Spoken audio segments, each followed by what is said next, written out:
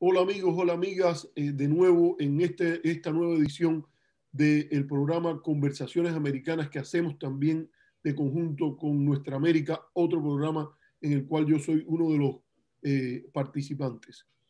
Hoy es un programa especial, tenemos con nosotros a Saúl Berental. Saúl Berental, él se va a presentar, vamos a hablar, es un amigo judío cubano que ha estado envuelto en varios proyectos empresariales, ha vivido mucho tiempo también en los Estados Unidos, estudió en Cuba y después estudió en los Estados Unidos y en los últimos tiempos ha sonado por dos proyectos importantes. Uno, el proyecto del tractor Ogún, que lamentablemente no se logró concretar, pero vamos a hablar un poquitico de eso. Y también un proyecto que sí se logró concretar, quizás como símbolo de cómo los tiempos cambian y las cosas avanzan, que fue una entrega de un donativo importante de cubanos americanos y norteamericanos de medicinas, equipamiento médico a el Instituto Pedro Curí en Cuba para afrontar la epidemia del COVID-19. Esto acaba de ocurrir, ha sido objeto de debate, noticia en la comunidad cubanoamericana y es un gran placer que Saúl, a quien yo conocía desde hace un tiempo atrás y que además tenemos la ventaja de que somos de dos mismos pueblos, del pueblo cubano y del pueblo judío, él ha accedido tan gentilmente a tener esta conversación con nosotros. Saúl, bienvenido, es un gusto que estés con nosotros en el programa. Yo quisiera primero empezar por conocer quién es Saúl y cuando te veo aquí en la transmisión, veo una serie de fotos atrás, ahí están las fotos de tu familia, parece que son tus hijos, tus nietos y hay otras cosas que son importantes. Una caja de tabaco Cohiba, una botella de Habana Club y uno de esos carros artísticos que se hacen en Cuba y que son un arte muy bonito, callejero, que se hace en Cuba. ¿Quién es Saúl? Yo sé que eres judío. ¿Cómo llegó la familia Berental a Cuba? Bien, primero que nada, feliz año nuevo a todos. 2021 comienza y nosotros seguimos. Así mismo. Pero para hacerte el cuento, sin mucho detalle, nací en el 44 de hijo de dos judíos que vinieron de la guerra a protegerse, a venir a vivir a los Estados Unidos, pero después que llegaron a Cuba y vieron las bondades del país, decidieron quedarse, se casaron y de ahí nací yo. ¿Por qué me fui de Cuba? Pues naturalmente, como muchas de las cosas. Hablemos un poquitico de eso. Hablemos un poquitico de eso, porque yo creo que para entender el Saúl que hace, las actividades de ir a Cuba y crear un hostal kosher, para entender el Saúl que está haciendo las cosas estas, hay que entender ese Saúl que nació en Cuba y creció entre los años 1944 y creo que tú sales de Cuba en el 60. En el 60, finales del 60, correcto. Empecemos por ahí. Tu familia es de las que llega a Cuba, hay incluso un documental que se llama Hotel Cuba, porque eran personas que no podían entrar a los Estados Unidos por el tema de la ley migratoria. Correcto, Y cuotas. entonces te empiezo a entender un poco que ellos tenían la idea de venir para acá, pero llegan a Cuba y Cuba es un país tan atractivo, tan receptivo al inmigrante en aquella época, que ellos optan por quedarse ahí, criar a sus hijos. Hay un episodio muy lamentable de Cuba en la Segunda Guerra Mundial, que es el episodio del barco San Luis. Pero yo creo que yo he notado esto porque yo he estado en el Museo del Holocausto, que hay una parte de la exhibición que está dedicada a San Luis. Sin embargo, no se hace justicia si solo se ve lo del San Luis y no se ve las otras cosas que ocurrieron en el recibimiento a numerosos emigrantes judíos. Yo diría que Cuba está entre los países que más refugiados del Holocausto recibió en correspondencia con la población que tenía en aquel momento. Entonces quería preguntarte de aquello, ¿cómo fue? Yo sé que tú quieres saltar al año 60, y eso, pero me gustaría hablar un poquitico de eso, porque Cuba es tu memoria, porque ese fue el momento que tú creciste allí. ¿Cómo fue tu crecimiento como judío cubano en Cuba? ¿Dónde vivía tu familia en aquel momento? Un par de cosas como antecedentes a lo que vamos a hablar ahora. Número uno, los judíos llegaron a Cuba con Colón. Sí.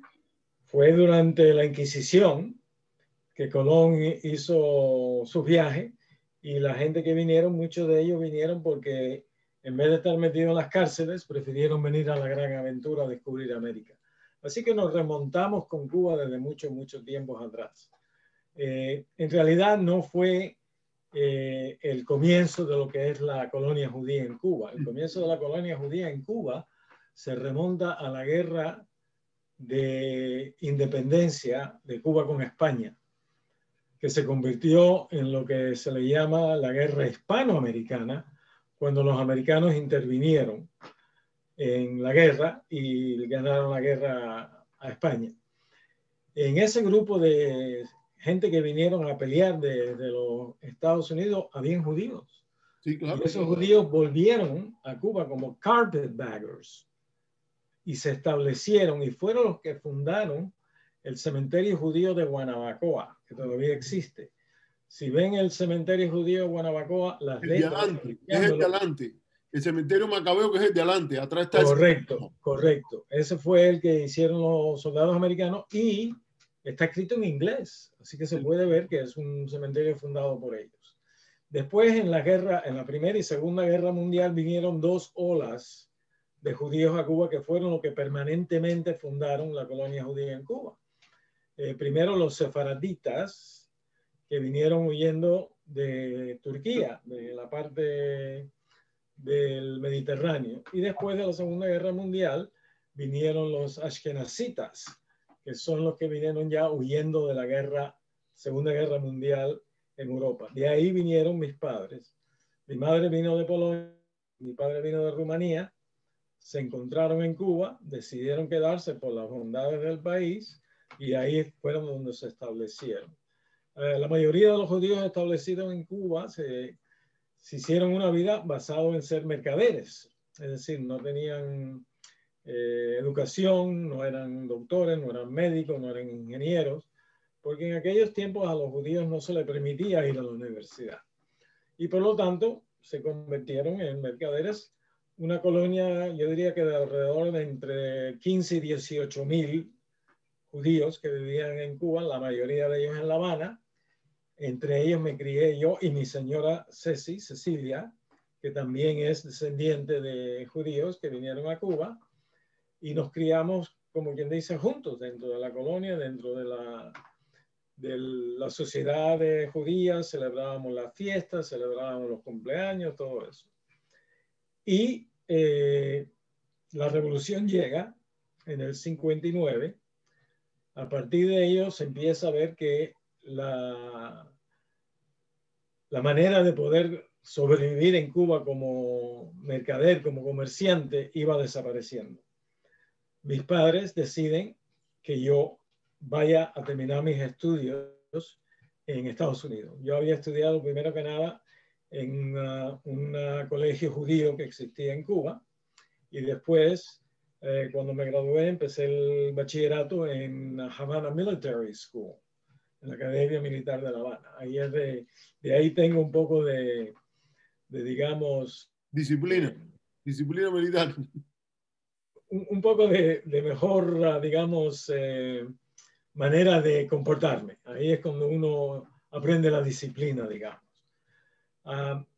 Viniendo a los Estados Unidos, vine yo solo primero, como muchos, con 20 cajas de tabaco para poder empezar y arrancar en los Estados Unidos. Vine a Miami. Al poco tiempo me di cuenta de que vivir en Miami era seguir siendo cubano y que en realidad lo que yo quería hacer es hacerme americano porque iba a vivir en este país. Después del segundo año de universidad de Miami me fui para Nueva York y ahí terminé mis estudios en la Universidad Long Island University. y al graduarme, pues enseguida empecé a trabajar con la IBM. Esto te da un poco de idea de que yo salí de Cuba más o menos ya preparado, estudio de bachillerato, llegué a los Estados Unidos, me gradué de una escuela, de una universidad americana, y tengo la habilidad de haber aprendido las dos culturas. Trabajando con la IBM por 18 años, pues también aprendí lo que es la cultura de empresario. Pero toda mi vida fui un emprendedor. Ser empresario es una cosa que se aprende. Ser emprendedor es una cosa que se nace. Y al cabo de los 18 años, pues decidí con el que fue mi socio comercial por muchos años, que nos conocimos en la IBM, a salir de la IBM y poner nuestro propio negocio, un negocio de desarrollo de software. En los años siguientes fundamos y vendimos 3 empresas de desarrollo de software. Fue prácticamente lo que se le llama the American Dream. Venir, encontrar una economía de mercado, la habilidad de poder desarrollar ideas, la libertad de poder ser empresario, ser emprendedor. Y de esa manera pues nos educamos, Horace, mi socio, y yo, en lo que es la vida de los Estados Unidos, el sistema económico de aquí, y después de haber vendido ya a la tercera empresa, estábamos semi-jubilados, 2008, estamos hablando ahora del 2008, y decidí por primera vez ir a Cuba a ver qué había pasado, porque desde que me fui nunca pensé en Cuba. Me dediqué más que nada a mi familia, a mi negocio y a hacer the American Dream. Pues en el 2008 volví con mis hijos para enseñarles un poco de las raíces. Y ahí fue como muchos de nosotros que se me pegó el virus, digamos, el virus cubano, porque volví a conocer lo que ya había conocido. En ese viaje mis hijos se dieron cuenta de dónde venían las idiosincrasias tanto de mi señora como la mía, porque ellos pues veían la cultura, entendían, hablaban español, pero no se explicaba por qué éramos como éramos. Pero ya después de haber ido a los padres, déjeme hacerle, cuenta. Si me permite, y sus padres, que usted dice que usted vino primero a estudiar, sus padres después se sumaron en los Estados Unidos. Correcto, tanto mis padres como los padres de mi señora vinieron a los Estados Unidos, ya murieron, ya pasaron, pero también se establecieron, pusieron sus negocios y superaron el haberse tenido que ir de Cuba. Una de las cosas que siempre me dio un sentimiento muy grande fue el hecho de que a ellos les tocó 2 veces el tener que emigrar. Y es una cosa que, como todos nosotros que vivimos fuera de Cuba, conocemos lo que es. Pero como judíos al fin, acostumbrados a tener que adaptarse, lo hicieron. Bueno, en lo que usted decía de la comunidad judía de Cuba, yo incluso he estudiado que esos judíos norteamericanos que se establecieron con la United Hebrew Congregation en 1906, que es cuando se crea la primera comunidad, aunque como usted dice, lo primero que ellos hicieron es comprar el terreno para el cementerio Macabeo allá en Guanabacoa. Una cosa interesante es que varios de ellos, me resulta ahora cuando usted me lo dice, varios de ellos eran originalmente rumanos, eran del área de Rumanía que habían venido a los Estados Unidos y después aquí. Ahora me sorprende cuando usted dice que su padre viene de Rumanía. Muy interesante, muy interesante las cosas que usted cuenta. Y ellos su padre era mercader, donde en La Habana, en la calle Muralla, en alguna de esas zonas de ahí. Él estaba en la calle Zanja. En la calle Zanja. Mi padre se dedicó, entre otras cosas, ya cuando empezó a ser mercader, a importador de piezas de automóviles norteamericanas. Había Y mucho ese negocio fue de importación y exportación con Estados Unidos. correcto. Y déjeme decirle otra cosa que yo también he encontrado. En Cárdenas hubo como usted dice, bueno, un problema que había era que en Cuba, durante la colonia española, había un monopolio real un patronato regio que impedía a otras religiones establecerse en Cuba.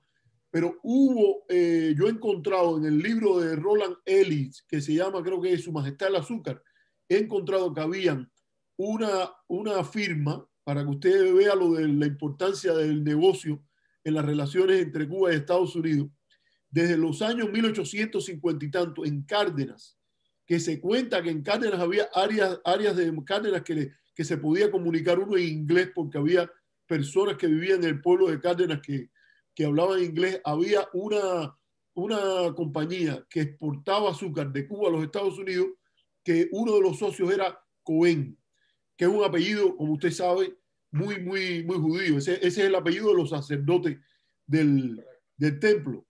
Le iba a decir en esto, porque a mí me parece que es importante educar a la audiencia con las dificultades que implica esto de la migración. Usted llega, se establece en Long Island, va a la escuela allí, después se queda en Nueva York o se va a algún otro lugar. No, empecé a trabajar enseguida después que, bueno, dos cosas. Cuando me gradúo, inmediatamente me caso, porque ya Ceci, mi señora, estaba esperando a que terminara la carrera. ¿Usted la Y a la conocía desde vuelta, Cuba o la conoció aquí? vivíamos a una cuadra uno de otro. Wow, qué bien. Entonces es su sweetheart desde temprano. Desde pequeñitos, desde Qué pequeñitos. bien. Y entonces, pues, me casé y empecé a trabajar después de la luna de miel. Inmediatamente de que llegamos de la luna de miel, yo me tuve que ir por 6 semanas a una escuela de IBM a entrenarme en los temas de IBM. No fue fácil pasar 6 semanas sin estar recién casado, pero lo hicimos. Yo me escapaba los fines de semana y tal. Pero sí, después de eso empecé a trabajar con la IBM por 18 años. Una cosa curiosa que ocurrió, yo me dediqué a la parte de la industria del retail dentro de la IBM. Y dentro de la industria del retail se desarrolló en los años 70 y tantos, 72, 73, lo que fue en aquel momento la terminal punto de venta, point of sale terminal, dentro de IBM. Y como yo estaba involucrado con el tema de retail, me llamaron a Raleigh, North Carolina, donde yo resido ahora, para hacerme parte de lo que era el desarrollo de lo que se estaba haciendo en aquellos momentos. Para darte idea, en aquellos momentos estábamos desarrollando los principios de lo que es hoy en día de UPC, el símbolo de barras que controla todo lo que es mercancías y movimientos en este país. Así que en esos años 70 estamos desarrollando todo el equipo y todo el software que corrían esos dispositivos, esas terminales. Y dio la casualidad que después que terminamos con el proyecto y el cliente mío que yo llevaba en Nueva York era JCPenney, que en su momento era una de las grandes empresas. Es Es más, todavía. JCPenney es más grande que la IBM. Wow. Entonces yo era el que llevaba un cliente grueso, digamos, de la IBM. Pero que el desarrollo y todo terminó muy bien y la IBM quería expandir el proyecto y llevarlo a Europa. ¿Qué hacen? Empiezan a traer clientes europeos para que vean el producto y lo evalúen y tal. ¿Y quién viene a ver el proyecto? El Corte Inglés. No sé si lo conoces. Claro, claro. Es El una de Corte las Inglés. tiendas más grandes de España y creo que en otros países también. No solamente eso, fundada por un cubano, Sí. que era el dueño del Encanto. Y que regresó a Y que regresó a España. Pues después que vinieron y nos reunimos, estuvieron aquí 2 semanas, presentaciones, etcétera. El señor dice que sí, que estaba dispuesto a ser un piloto para ver cómo funcionaba el producto, pero que solamente lo haría si el cubanito con que él habló cuando estuvo en los Estados Unidos se fuera para Madrid. Para Madrid. Y así fue que yo y la familia nos mudamos para Madrid por 2 años para desarrollar ese proyecto. ¿En qué año es esto, Saúl? Estamos hablando en el 74, 75. Justo después de la muerte de Franco. Nosotros llegamos a Madrid para establecernos. Estuvimos un par de veces, meses anteriores mirando y tal, pero llegamos a Madrid justo casi 2 semanas al morir Franco. Así que fue un momento interesante en llegar a España. Pero lo bonito fue que pudimos hacer un buen proyecto. Pudimos hacer un proyecto que tuvo grandes repercusiones, no solamente en el cliente, el Corte Inglés y la IBM, pero en Europa y en lo que es retail hoy en día, en la industria de retail. Inclusive se escribió un libro sobre ese proyecto en España, mencionando toda la historia de cómo se llevó a cabo y las funciones que traía y lo bueno que había hecho para el cliente, el Corte Inglés, haberlo implementado.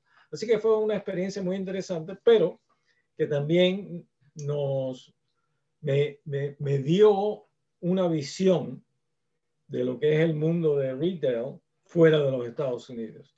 Y eso fue lo que nos inspiró a mí y a mi socio Horace en irnos de la IBM y hacer nuestro propio negocio en competencia con la IBM.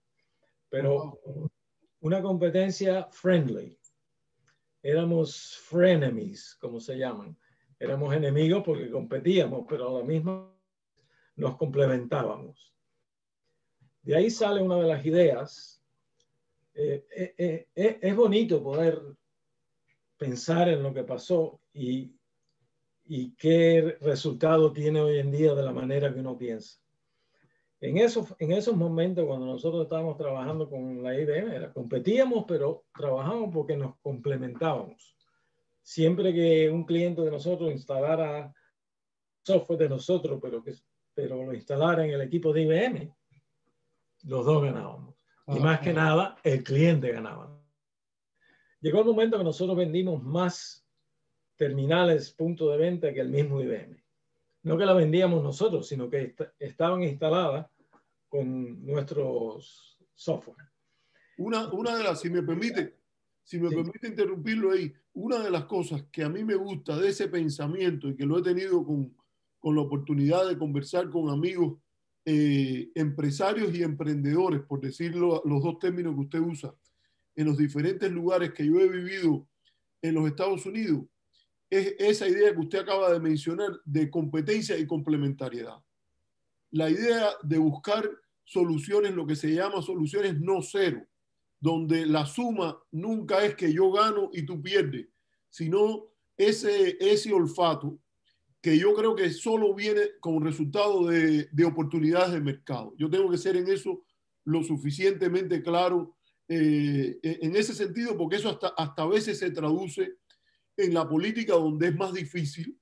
Es el área donde yo más estudio, pero le digo que trae hay una persona, creo que se llama Martin Wright, pero no recuerdo, sé que el apellido es Wright, y él se llama el libro se llama The Non-Zero Solution.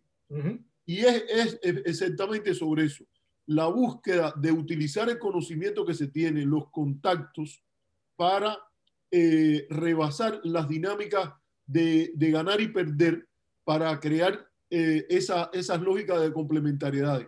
Por eso me parece también, cuando he visto algunas de las dinámicas que usted ha estado impulsando, yo creo que no se puede entender sin ese Saúl emprendedor que usted ha descrito, porque usted pudo haber tenido una relación conflictiva con la IBM, pero optó por buscar una relación de complementariedad en la cual obviamente avanzó sus intereses, pero también los de IBM, tanto en el proyecto ese que hizo en España, que me he enterado ahora. Yo hice mi tarea y traté de estudiar su background, pero esa no la sabía. Le quiero hacer otra preguntita sobre eso, pero esto me gusta que por dónde está yendo la conversación, de que usted hable de estas complementariedades que hay entre lo que hacía y lo que intentó hacer o hizo desarrollando su carrera con sus socios con estas empresas. Bueno, la razón por la cual traje esto a la conversación es la siguiente. Esa manera de pensar fue lo que me inspiró a mí cuando fui a Cuba a aprender el entorno económico de Cuba, cómo funcionaban las cosas. Decidí hacerme cuentapropista. Yo soy cuentapropista en Cuba. Yo tengo un hostal en Cuba. Sí. Entonces, cuando yo pienso, bueno, ¿por qué yo voy a poner un hostal y cómo yo voy a poner un hostal? Lo primero que pienso es, ¿y yo por qué voy a competir con los hoteles del gobierno? ¿Por qué voy a ponerme en una situación en la que le voy a hacer competencia, a lo mejor a un nivel más alto, a lo mejor en un nivel más bajo? Pero se me ocurre lo siguiente, ¿por qué no complementar el negocio de hotel en Cuba? Y se me ocurre poner un hostal kosher. Sí. Un hostal kosher abre un mercado nuevo en Cuba. No compite con el mercado que ya está abierto, porque para que un hostal sea kosher, tiene que ser un judío el que lo lleve, tiene que ser un judío el que lo prepare, tiene que ser un judío el que haga la comida, etc. No, Entonces, pensé que traía a Cuba una complementación a lo que es la hotelería en Cuba, que de ninguna otra manera, a menos que fuese un judío como yo, podría haberse desarrollado en Cuba. Y ha tenido un buen éxito hasta que vino el virus y tal, el hostal funcionando muy bien, sin competir, complementando una cosa que en Cuba nunca existía y trayendo un turismo que en Cuba no podría existir de ninguna otra manera. Esa es la manera de pensar cuando uno está buscando cómo introducir sin alterar y crear problemas. Y es la manera que nosotros pensamos en términos de todos los tipos de negocios que tenemos en mente de desarrollar en Cuba. Complementar y encadenar y poder producir para exportación. Ese es el eje hacia donde vamos con lo que tenemos en mente. Le iba a preguntar esto, porque obviamente tener un hostal kosher en Cuba requiere contacto con la comunidad. Me imagino que el chohet tiene que es la persona que, por ejemplo, sacrifica a los animales, tiene que intervenir un chohet en lo de la carne, observarla. Esas cosas también me imagino, porque en Cuba uno no puede llegar y cómo es ir a un campo y que le maten una vaca, y eso sería hasta un delito, ¿no? Obviamente, incluso para hacer el proyecto este del hostal kosher, usted ha tenido algunos contactos con las autoridades o con la comunidad, ¿no? Con la comunidad he tenido contacto constante. Conoce las 3 sinagogas de La Habana, nosotros traemos grupos turísticos, los llevamos, los presentamos, les hacen presentaciones, etc. Existe solamente un shohet, sí, reconocido en Cuba como shohet, pero no necesariamente mundialmente como shohet. Entonces la opción nuestra era traer un shohet de afuera, que no es permitido por las leyes laborales en Cuba, o operar un hostal kosher parve. Okay. Un hostal kosher parve no necesita carne. Okay. Lo único que necesita es todo lo demás. Sí. Pescado, viandas, vegetales, cosas que traemos de afuera, normalmente, no de contrabando, sino comida que se puede entrar desde afuera, y operamos a términos de kosher parve. Más adelante, y con las nuevas oportunidades que se nos están brindando, sí tenemos la idea de poner una finca que críe pollos, para empezar, carneros y más adelante ganado, a medida que se vayan a abrir oportunidades. Y en esos momentos, entonces, cuando vamos a abrir ya la parte kosher completa, que sería carne también. El hostal está equipado con 2 cocinas. Sabe que tiene que tener una cocina para dairy y una cocina para carnes. Y estamos operando solamente en la cocina de dairy. Pero todo está preparado, todo está listo para que cuando tengamos la oportunidad poder hacer nuestros propios sacrificios de animales y poderlos consumir. Le iba a preguntar, ese tiempo que usted está en España trabajando con el Corte Inglés, ¿cómo lo marcó? Porque a mí por lo menos España, yo soy de origen, tengo origen ashkenazí por una parte de mi familia paterna, pero mi familia materna es la que es sefardí. Yo digo que hay 2 países donde yo me siento muy bien como cubano. Uno es España y el otro es México. Cuando he estado en cualquiera de esos 2 países, nunca he ido a Islas Canarias, pero me dicen las personas que Islas Canarias es un lugar donde los cubanos también pegan mucho. Pero usted estuvo en una época, un cubano en España que ha vivido en los Estados Unidos. Estados Unidos ha acompañado los procesos de preparación de las aperturas que están pasando en España en ese momento, porque desde el año 60 hay un giro importante de la política norteamericana hacia España.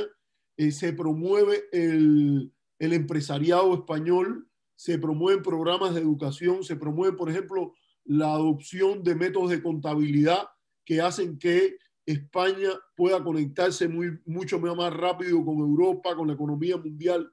Está la famosa frase del general de Gaulle, cuando unos exiliados en aquel momento, comunistas, los que le hacen la interpelación al general de Gaulle, como él siendo un luchador antifascista tan fuerte, tiene relaciones comerciales con el general Franco. La respuesta del general de Gaulle a mí me parece fantástica, porque él contesta: las naranjas españolas no son fascistas. El comercio. ¿Qué dice usted que no lo escuché bien? El comercio es lo que trae a los pueblos. Sí, entonces él dice, las naranjas españolas no son fascistas, y aunque España no entra a la a la Comunidad Europea en aquel momento, hasta después, lo hace como en el año 82, ya bajo el presidente Felipe González, pero la posición no era aislar a España. Y veo una dinámica interesante en esos años que usted está allí. No le digo que usted fuera parte de ese proyecto ni nada de eso, porque no. Pero el momento, usted está en un momento donde se puede aprender mucho. ¿Cómo España marca a usted, a su familia, su experiencia, su visión del mundo, estar en España en ese momento, en esa hora crítica? Bueno, muy interesante que hagas esa pregunta, porque fue una de las cosas que sí que forjaron mi carácter y mi entendimiento, mi educación y tal. Al llegar allá, Franco acabado de pasar, lo más revolucionario que uno nota en España es lo que se le llamaba el destape. El destape. Sí. El destape. De buenas a primeras, España, que era una nación católica, una nación muy bien ordenadita, con todo el mundo sabiendo lo que tiene que hacer, muy tranquila, uno podía salir por las noches, no había problemas, todo estaba bien controlado. Digamos. Atado, bien atado, dijo el caudillo. Atado y bien atado. Y de buenas a primeras, pues, se abre aquel concepto no nuevo, pero un concepto que, aunque existía, estaba completamente tapado. El destape fue una de las cosas que más me extrañó cuando llegué allá. De la misma manera que una de las cosas que más me extrañó cuando yo me mudé para los Estados Unidos era que aquí había estados en donde no se podía beber. Tú no podías ir a un lugar y pedir una bebida, estaba prohibido. Son cosas que uno aprende porque son shocks que le dan a uno en la vida cuando ve cosas distintas.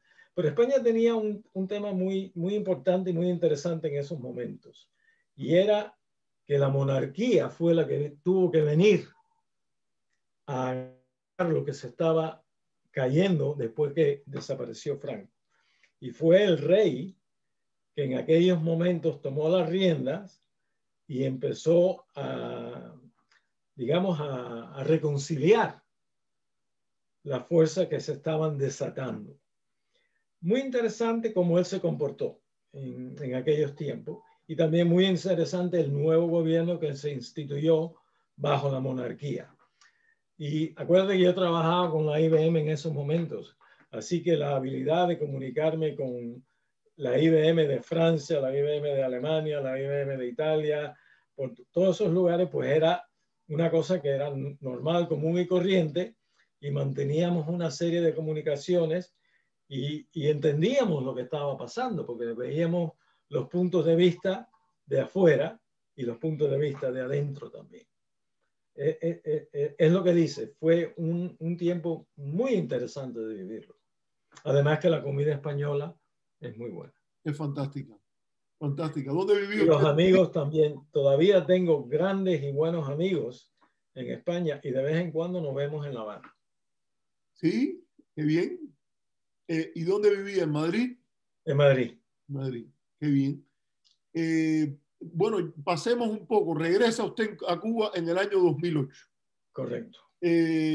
¿Cómo fue que regresó? ¿Fue un viaje familiar? Un viaje familiar a conocer, a reconocer a Cuba otra vez y para que los hijos pudieran venir a ver de dónde salimos, cuáles son nuestras raíces. ¿Y fue usted el que los motivó a ellos o ellos le dijeron, papá, ¿por qué no vamos a ver de dónde yo fui el que los trajo. Recuerdo una cosa, ellos hablaban castellano porque estuvieron 2 años en Madrid. Hablaban español, por eso digo castellano, hablaban español mejor que yo y mi señora, con Z y todo.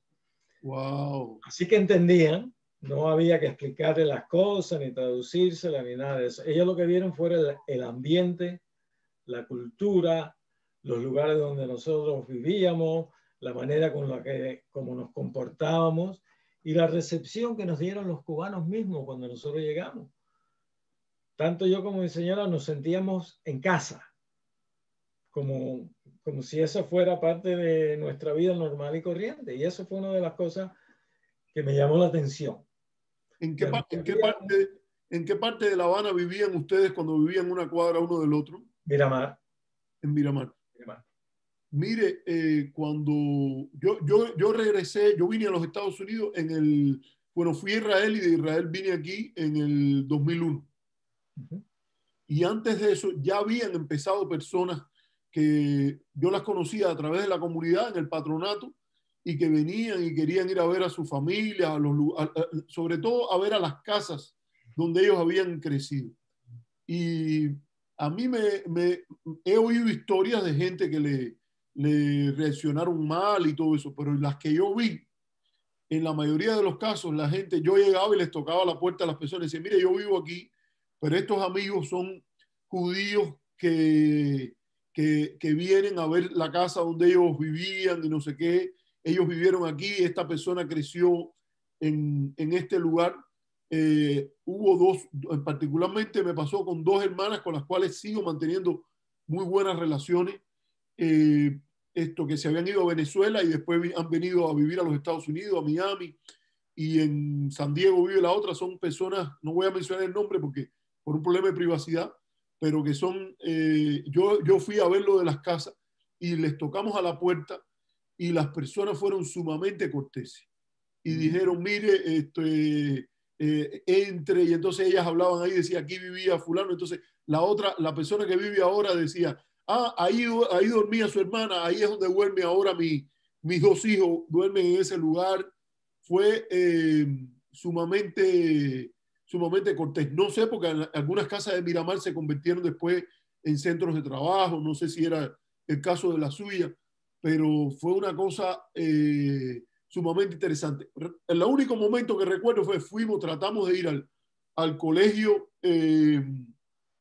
donde era el colegio Albert Einstein, y ahí sí las personas dijeron no se tiren fotos aquí porque hay problemas para tirarse fotos, que a mí me parecía una cuestión como una regulación incorrecta o excesiva y todo eso, pero era la regla que ellos tenían ahí, y déjenme decirles, en la mayoría de los casos yo fui el que salí más molesto en mi interés de ser cortés con esas personas, porque yo decía, ustedes están en casa, ustedes son cubanos como yo, son judíos como yo. Yo fui el que me quedaba más molesto de que no les permitieran tirarse la foto ahí que las mismas personas. Yo lo debo decir que cuando se habla de este tema de reconciliación y todo eso, la actitud es muy importante. Y el que sabe que va a caminar un camino que puede tener dificultades, pero que uno no puede esperar que del otro lado todo va a salir bien, y si todo no sale bien, uno no puede decir, mira, yo sabía que iba a salir mal. Vi esa actitud de las personas que fueron. Una cosa que me pasó con algunas personas era que los hijos mismos le decían a los padres, yo quiero ir, y los padres muchas veces se motivaban en esa idea. He notado que por lo que leí en la entrevista que usted y su hija dieron para el semanario, creo que es semanario o mensuario, AMI, que usted y su hija están juntos en el negocio del hostal.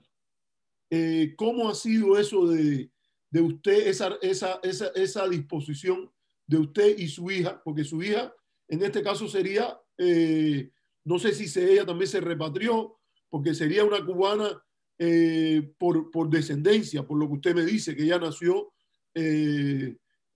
aquí. Bueno, es lo que infiero de la conversación. ¿Cómo es que fue su hija también se motivó en este tema de lo del hostal, de la idea de vivir en Cuba?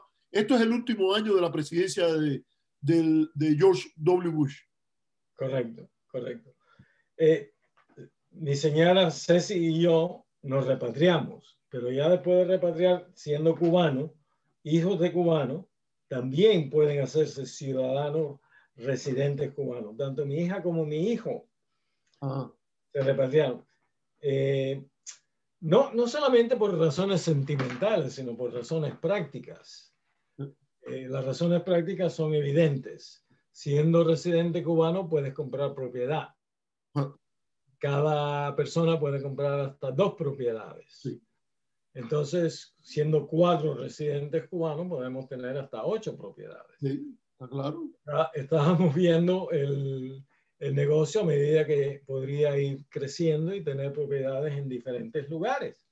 Porque si vas a llevar judíos y solamente los vas a tener en La Habana, no tiene gracia. Tiene que poder ir a Viñales, tiene que poder ir a Madero, poder ir a otros lugares también, siempre y cuando tenga las facilidades kosher para que puedan estar en esos lugares. Entonces, todo esto tiene sus razones, ¿no?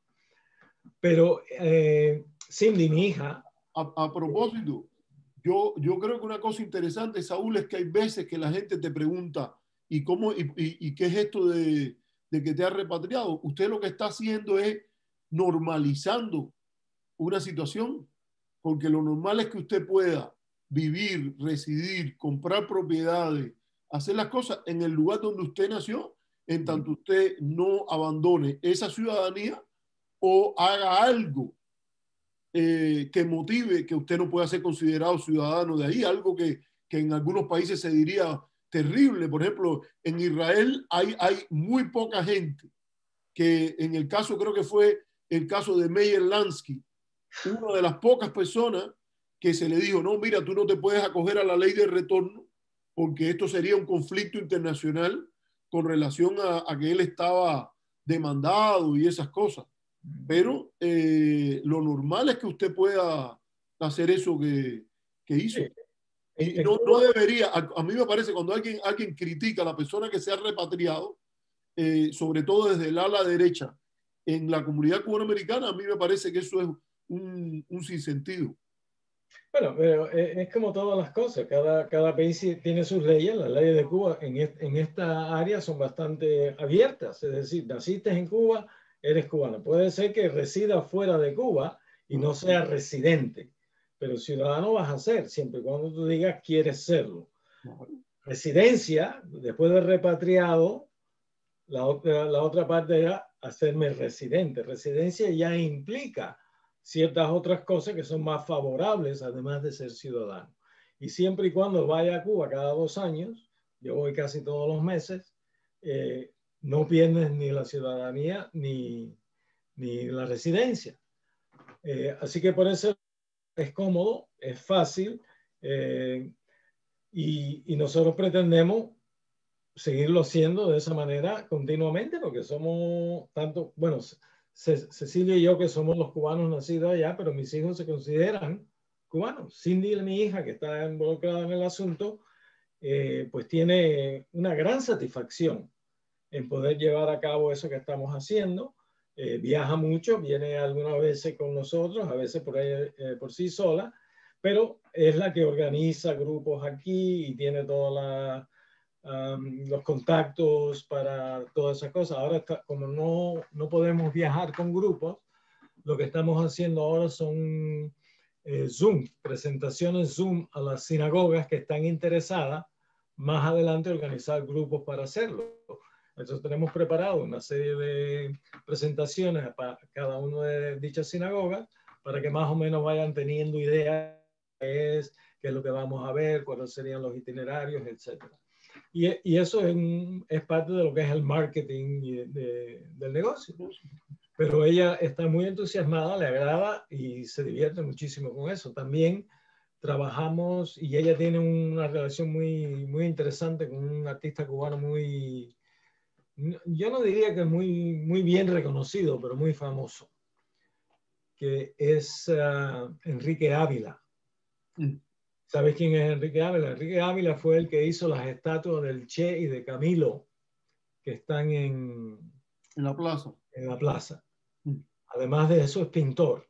Y entonces, pues, Cindy representa a Enrique Ávila fuera de Cuba en términos de sus pinturas y todas esas cosas. Le gusta la pintura, le gusta el arte y tal.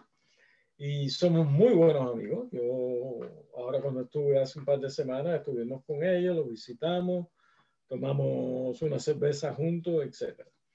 Y es una cosa que la cultura cubana, que la gente, que los norteamericanos no conocen tan bien, es una cultura que es muy encantadora, muy abierta, muy amiga. Y eso lo disfrutamos nosotros aquí en los Estados Unidos. Así que es un ensayo que hicimos de lo que es un negocio, cómo poner un negocio, cómo hacer cosas, etcétera, pero que también nos brinda tremenda satisfacción por poder enlazar judíos de afuera con judíos de adentro y llevar un negocio que, digamos, no compite, complementa y a la misma vez provee una serie de empleos. Nosotros tenemos 12 empleados, 12 personas. Porque crea buenas prácticas. Crea buenas prácticas. Cuando un sector que como un negocio como el suyo, con esas ideas de marketing, con los conocimientos que usted tiene, los conocimientos que puede tener su hija, engarzan con personas como el señor Ávila, que tiene también sus propias habilidades, sus propios empleados, y eso obviamente es como decir, es una rueda dentada que se engrana con la otra y ponen dinámicas positivas. Eso es lo que decíamos de soluciones no cero, marcando la diferencia más que marcar puntos retóricos. Y encadenando. En el hostal de nosotros, ¿de quién tú crees que son las pinturas que están montadas en las paredes? De pintores cubanos, seguro, de Ávila. Y cada vez que viene un grupo, él viene y hace una presentación y habla con la gente y después lo llevamos a su estudio como parte de una de las actividades del viaje y ahí él pues presenta y vende sus pinturas. Déjeme decirle algo de esto, de lo que usted ha hecho también. En mis estudios, una cosa que yo estudié cuando yo estuve en Taiwán 6 meses, porque siempre, donde quiera que yo voy, yo sigo siendo cubano. Y yo tengo la idea de lo que puede servir, lo que no puede servir para Cuba. Uno no puede venir y decir, ah, mira, esto lo hicieron en tal lugar, esto hay que meterlo en Cuba para una dinámica interesante que yo vi en Taiwán y que después creo que se aplica también en el caso vietnamita y en el chino, fue que cuando ellos hicieron las reformas económicas y tuvieron que lidiar con la idea de las inversiones de nacionales que vivían fuera, en lugar de establecer una opción, ¿cómo decirle? Haces esto o haces esto, ellos dieron el chance de las dos cosas. Si usted quería invertir como taiwanés o como vietnamita, usted podía hacerlo en virtud de su condición jurídica de residente ciudadano del país. Si usted, digamos, su hija, no estoy hablando del caso, pero en estos casos de Asia que estudié, si usted con grandes comunidades en la diáspora, chinos de la diáspora, vietnamitas en la diáspora, por múltiples razones, algunas de carácter ideológico, pero no todas de carácter ideológico y todo eso, pero también incluso para los ideológicos. Si ellos querían invertir, digamos, como estadounidenses, hay un régimen legal abierto ahí. Más que la idea de que usted, ¿cómo decirle?, prohibir o no prohibir, es darle una opción en el cual usted decide y se expone, como todo usted sabe que es inversionista, se expone a ciertos riesgos y a ciertas ventajas. Hay ventajas de un régimen legal y hay ventajas de otro régimen legal. Y a mí me parece que déjeme decirle, yo no conozco mucha gente que hayan hecho eso del hostal, pero tengo entendido de que no es usted solo, que hay varias personas que han estado en esa dinámica y yo creo que es una oportunidad que el que tiene una mentalidad, digamos, de mercado, toma el riesgo o no lo toma. Eso es una cuestión que pasa, por ejemplo, también hasta con ciudadanos israelíes en relación a Rusia. Tengo entendido que hay quien ha invertido como israelí y hay quien ha invertido como ruso, porque hay un acuerdo de ley de promoción y protección de inversiones entre Israel y Rusia, y tengo entendido que algunos dicen, yo quiero hacerlo como Israel, como israelí, porque yo siempre quiero que si hay algún problema, Israel tenga que ver y decirle a los rusos, bueno, pero ustedes me dieron esta protección. Hay otras personas que dicen, dadas las ventajas que yo creo que a largo plazo va a tener el ruso en Rusia, lo hacen como ruso y no como israelí, aunque tienen la doble ciudadanía. Hay que respetar las leyes y los procedimientos, pero cuando hay un caso en que hay leyes y procedimientos para hacerlo por una manera o por la otra manera, el inversionista, la persona que quiere hacer la inversión decide cuál es la mejor manera de hacerlo. Nosotros tenemos un hostal en Cuba. Está puesto bajo el hecho de que mi hija es ciudadana residente cubana y por lo tanto puede comprar una casa y operarla como un hostal como cuentacopista. Su esposo es americano. Él no es ciudadano cubano. No puede ser ciudadano. Él tiene una empresa en los Estados Unidos que organiza los grupos de judíos que van a ir a Cuba y quedarse en el negocio del hostal. Las dos son empresas y reconocidas las dos en Cuba porque el organizador de grupos tiene contrato con Habanatur para usar los servicios de Habanatur para el transporte y todas las demás cosas que tenemos que hacer.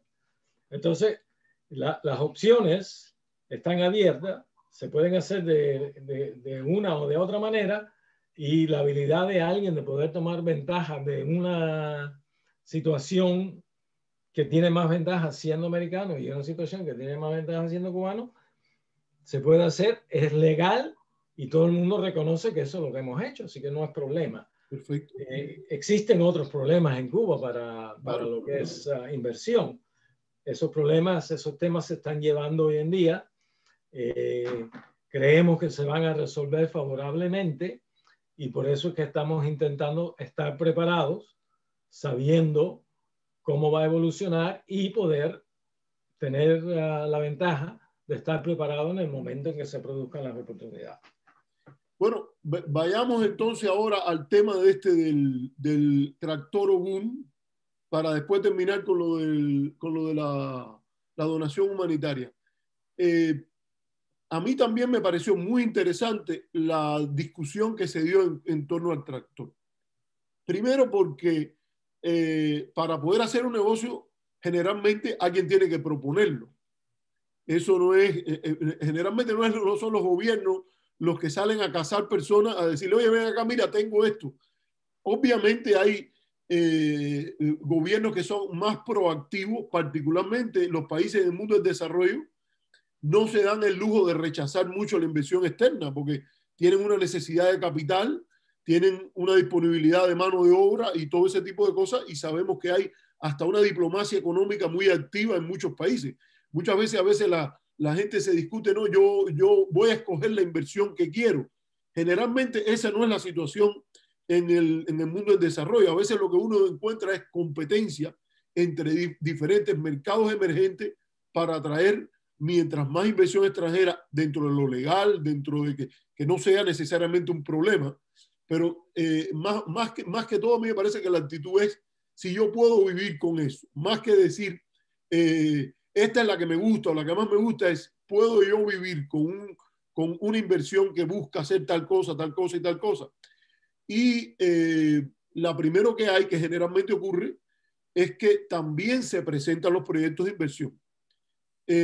Para hablar con claridad, durante mucho tiempo, hasta el intento de establecer un negocio en Cuba estaba prohibido por las leyes de los Estados Unidos. Entonces, para llegar a la fase 2, el gobierno de Cuba dice sí o no, hay que primero desbrozar el camino para la fase 1. Entonces, a mí me pareció muy interesante esa idea que ustedes tuvieron de buscar un proyecto, creo que se llama Clever, ¿no? El socio. Mi socio, que es el mismo de la IBM. Es el mismo de la IBM. El mismo socio toda la vida. Porque había leído que usted se había encontrado con un agricultor. Entonces, esta persona es agricultor y a la vez ingeniero de IBM. Fíjese, es importante tener la mente abierta para entender a la gente en todo lo que son. Entonces, resulta que ustedes tuvieron esta idea a partir de la zona económica de Mariel, tengo entendido, no sé si fue antes, y se hablaba de que necesitaban la autorización de Estados Unidos, creo que era el Departamento de Tesoro, ¿no? Fue donde tuvieron que buscar la licencia. Comercio e inclusive State Department. State también, claro. Entonces, lo lograron y después presentaron la propuesta en Cuba.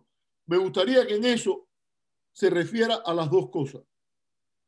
Primero, ¿cómo navegó ese mar difícil de las regulaciones del embargo bloqueo que se dice que son para atacar al gobierno? Y en esto digo yo mi opinión, usted puede decir la que usted tenga, pero que se dice para atacar que es para atacar al gobierno, pero que también hay una evidencia sustancial cuando uno lee los documentos que era una política de torcerle el brazo al gobierno cubano con guantes quitados. Vamos a decirlo así con toda realidad. Ahí Estados Unidos, el gigante de la Guerra Fría, se quitó los guantes y dijo, me voy a quitar de arriba a estos que están a 90 millas a como sea. Las propuestas que se discutieron sobre cómo buscar hasta un pretexto para tener un conflicto grande con Cuba, y yo le estoy diciendo, no estoy inventando nada. Hay hasta evidencia de que alguien, no recuerdo ahora el nombre de la persona que fue, propuso la idea de hundir un barco lleno de refugiados cubanos, echarle la culpa al gobierno cubano para crear una crisis internacional que podría incluso conducir a una invasión militar. se planificó un posible, incluso un autoataque. Se planificó, no, se proyectó. Que hay una película que se llama en Cuba, se llama Pati Candela, que es una película bastante vieja, creo que casi nadie ve ahora, porque la operación se llamaba Operación Pati, ahora no recuerdo, que era de un ataque a la base naval de Guantánamo para justificar una acción de contestación norteamericana. Entonces, se ha creado todo en lo económico, un proyecto que da poco espacio a las buenas intenciones de gente como usted. Para hablarle con claridad, yo creo que yo he visto otras conversaciones sobre este tema con personas que como usted han tratado de navegar estas aguas, y a mí me parece que hay que empezar por decir que aunque en un conflicto es muy difícil echarle toda la culpa a una parte, esto es una frase que no es mía, de Nelson Mandela. Nelson Mandela dijo, cuando hay un conflicto que dura 50 años, y el de Cuba con Estados Unidos ha durado 60, él dijo, cuando un conflicto que dura 50 años, refiriéndose a uno que había habido en Djibouti, él dijo, nunca usted puede pensar que toda la culpa está en un solo lado. Dijo Nelson Mandela, bueno, yo parafraseo eso en el tema cubano. Ahora, hay una realidad. Lo que se montó en el elemento económico fue una estrategia de asfixia económica, y en la cual la buena intención es per se contradictoria con una política de asfixia económica, que viene a decir que de buena intención tú puedes hablar aquí. Aquí estamos hablando de una guerra para que tú vengas. Ellos están en contra de nosotros y nosotros estamos por tumbarlo. Entonces, esa es una primera dinámica que yo creo que hay que tomarla en cuenta. Y la otra que quería decir es su tratamiento con el otro lado, porque del otro lado también hay toda una serie de estructuras de resistencia que también parten de que del otro lado ven con escepticismo y hasta sospecha. Yo mismo lo he sufrido, de preparar un grupo de personas para ir a Cuba a raíz de una estancia en el Aspen Institute, y de enterarme después que la persona que yo le coordiné incluso la entrevista con alguien en la sesión de intereses, era en aquel momento de Cuba en Washington, me dice, oye, la persona que hablé allí, el diplomático, me dijo que si tú no eres parte del proyecto, el proyecto puede ir más rápido, porque tú sabes que como tú eres cubano, que te van a revisar más y todo eso. O sea, a mí no me cabe duda que aquí hay del otro lado estructuras donde fue mucho más cómodo trabajar justificando en la resistencia, no dar el paso más allá y darle el beneficio de la duda y la buena voluntad a quien se acerque y diga, yo quiero simplemente beneficiar, que promover mejores relaciones entre Cuba y Estados Unidos, o yo quiero simplemente abrir un negocio en Cuba que creo que va a ser bueno para la seguridad alimentaria, para que no haya que importar comida que se puede producir, o porque históricamente hubo tantas cosas con la producción de arroz, por ejemplo. El arroz es una cosa que en la historia de Cuba está llena de intentos. Desde los años, yo diría de los años 30, se empieza a desarrollar toda una serie de investigaciones de mercado agrícola y todo eso, en la cual se está diciendo, estamos importando de Arkansas y de Luisiana un arroz que podemos producir aquí. Entonces, sé que hablé demasiado, esto es una conversación más que una entrevista, más que una entrevista, pero quisiera que usted nos hablara desde el punto de vista suyo, qué lecciones o experiencias, por decirlo de alguna manera, usted saca de esa interacción con el gobierno norteamericano primero y después con el gobierno cubano después. Varias cositas de antecedente para que haya un background de lo que voy a hablar. Primero que nada, Clever, que era la empresa que obtuvo todos los permisos para los tractores, está compuesta de los apellidos de los dos socios. Mi socio se llama Horace Clemons y yo me llamo Saúl Berenthal. Clever. ¿Por qué escogimos Clever? Después que hicimos la empresa, que también suena a inteligente, aunque el ver es con B. La B es con B alta en vez de B. Pero ¿por qué surge eso? después que estábamos firmando los papeles para organizar el LLC y todas esas cosas, viene el abogado y dice, bueno, ahora lo que tenemos, te lo voy a decir en inglés. Now, all we have to do is get a clever name for the company. And I said, that's it. Clever. Clever. Y ahí salió el nombre Clever, para que tengas un poco de antecedente. En realidad, Horace, aunque trabajó conmigo en la IBM y fue mi socio comercial en las 3 empresas que fundamos y vendimos y todo lo demás, era un campesino. Se crió en una finca. Él de niño tenía un arado con bueyes y araba la tierra. Aquí en Carolina del Norte, donde yo vivo ahora. Y entonces, pues él tenía en la sangre, digamos, lo que es ser un agricultor, y un agricultor de una pequeña finca.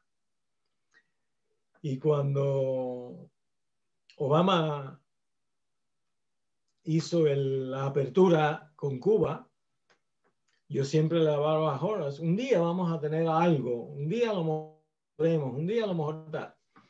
Y entonces cuando llegó ese momento, viene él y me dice, yo he estado en Cuba contigo varias veces, hemos visto, hemos visitado.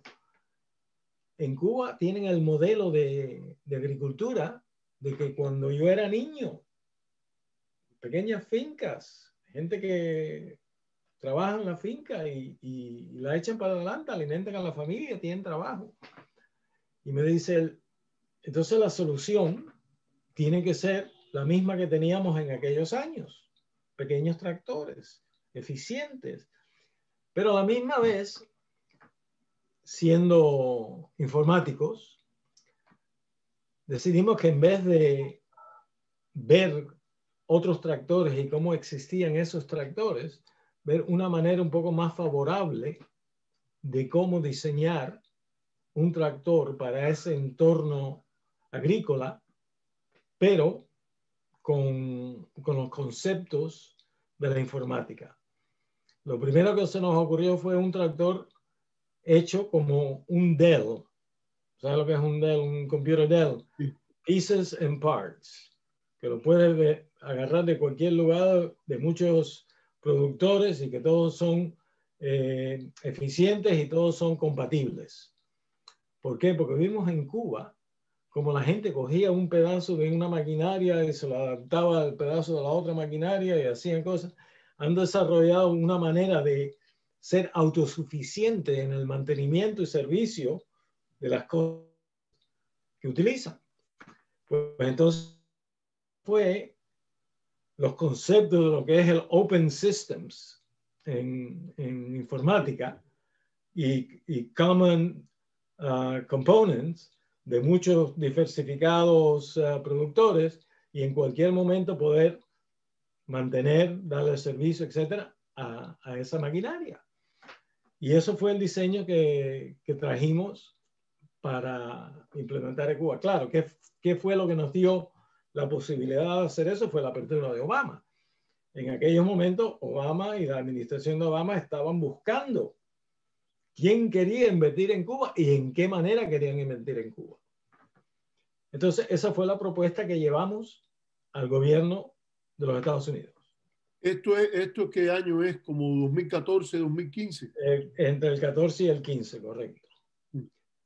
Y entonces, pues el tema, y una de las cosas que yo aprendí también hace mucho rato, es que las empresas grandes como IBM, digamos, o los países como Estados Unidos y Cuba no son monolíticos. Uno se cree que uno está haciendo negocio con Cuba. Uno se cree que está haciendo negocio con los Estados Unidos. No. Uno está haciendo negocio con una serie de silos llamados ministerios o llamados secretarios de Estado, secretario del Tesoro, secretario de Comercio. Y cada uno de ellos, como debe de ser, porque la burocracia es un mal necesario, cada uno de ellos tiene su referencia, tienen sus regulaciones, tienen su manera de hacer las cosas, pero no conocen el de al lado. Y cada uno tiene una razón por la que pierde el empleo si lo hace mal, y esas razones son distintas.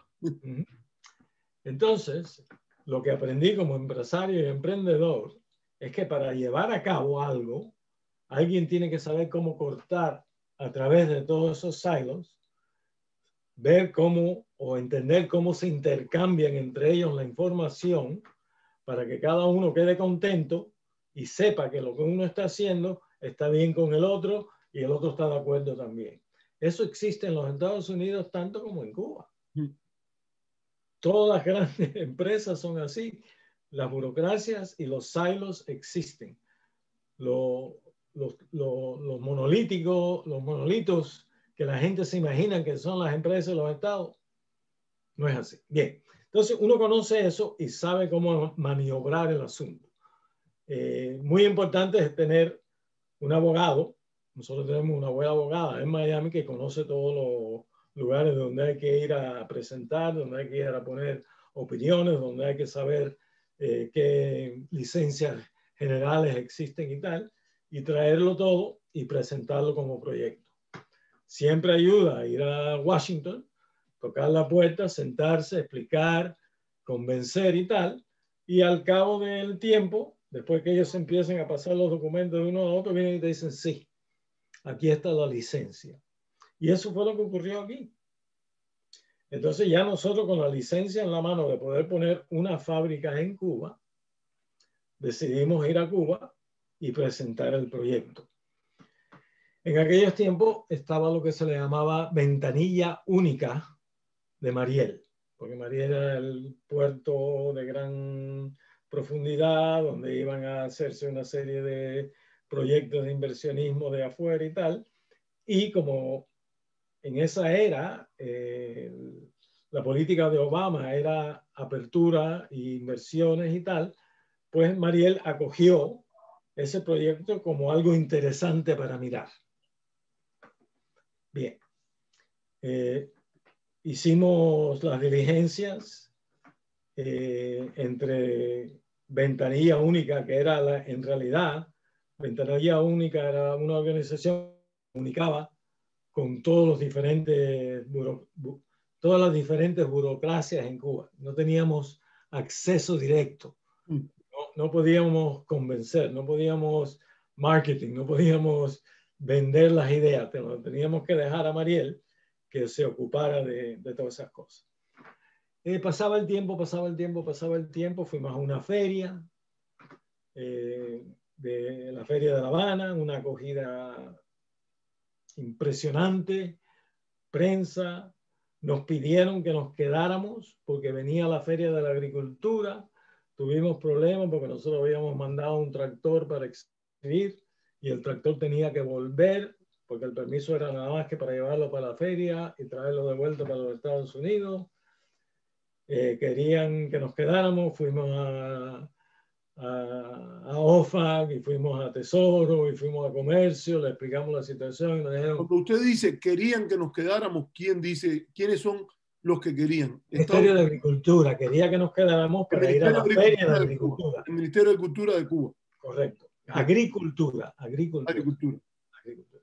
Porque venía la Feria de Agricultura y como era un tractor... Son dos ferias, sí. Una creo que es en junio y la otra a final de año. Correcto.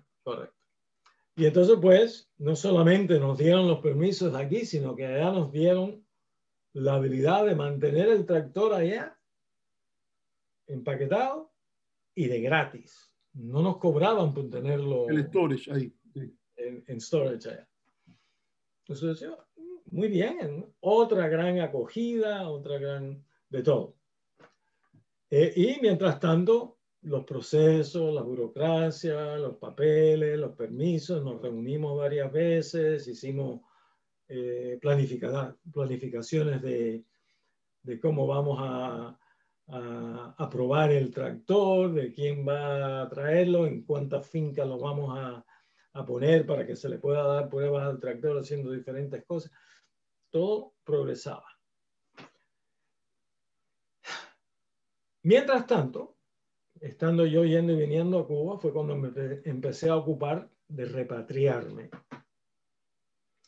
Y me convertí en ciudadano cubano, residente en Cuba. Bien. Y por ahí es donde sale una de las, podemos llamar conspiracy theories, sobre qué fue lo que ocurrió. Que lo que ocurrió fue que como yo me hice cubano, y los cubanos en aquel momento no podían ser miembros de empresas que invertían en Cuba, pues ese proyecto había que eliminarlo. Yo lo llamo conspiracy theory, porque yo no tengo conciencia de que eso fue lo que pasó. Pero tiene cierta lógica, porque es verdad que la legislación, ellos hicieron claro que por lo menos como persona jurídica, un ciudadano que vivía en Cuba no iba a invertir en Mariel. Ellos lo dijeron. Eso ellos lo dijeron. Ahora, la pregunta es si, por ejemplo, la empresa Clever no es una personalidad jurídica cubana, es una compañía norteamericana. Correcto, correcto. Por eso es que le decía lo de la experiencia en Taiwán y en Vietnam, que yo sé, de que te dejan escoger. Tú puedes ser un ciudadano cubano, pero si eres parte de una, porque la doble ciudadanía, por ejemplo, y hasta la triple ciudadanía es parte del mundo globalizado de hoy. Usted puede ser copropietario de una empresa en los Estados Unidos y ser residente en Cuba. Por eso yo le llamo conspiracy theory, porque yo no tengo conciencia de cuáles son las realidades. Conspiracy theory es un concepto válido, digamos. Sí. Al final, sí nos mandaron una carta diciendo estas son las razones por las cuales no vamos a apoyar el proyecto. Y eran 3 razones. Número 1, la tecnología usada no es tan avanzada como lo que pretendemos hacer en Mariel. La seguridad del individuo que maneja el tractor no está bien considerada porque no tiene un techo que si el tractor se vira que lo proteja. Y la empresa no tiene un historial suficientemente largo para considerarlo como una empresa que tenga legitimidad. Y esa es la carta que nos mandaron, que yo lo encuentro bien.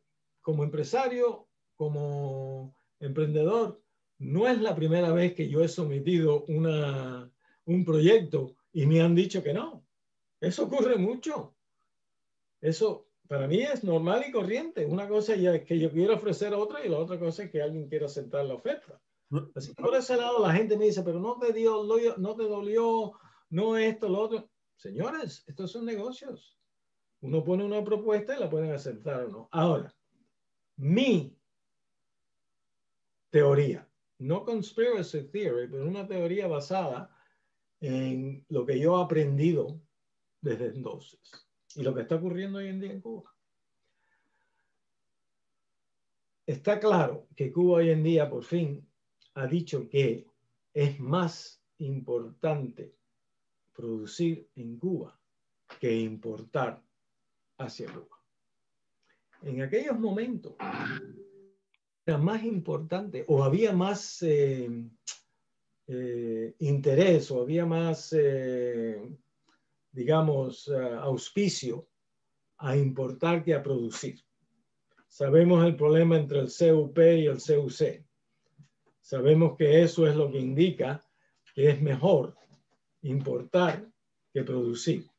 Entonces, si es más fácil y es más importante importar que producir, ¿para qué traer un tractor a Cuba a producir? Estamos malgastando el tiempo. Esa ecuación totalmente reversida hoy en día. Por eso que la idea de resurgir ese proyecto es muy importante para nosotros ahora. Porque creo que es el momento en que sí es más importante producir que importar. Déjeme hacerle ahí una pregunta. North Carolina es un estado swing también.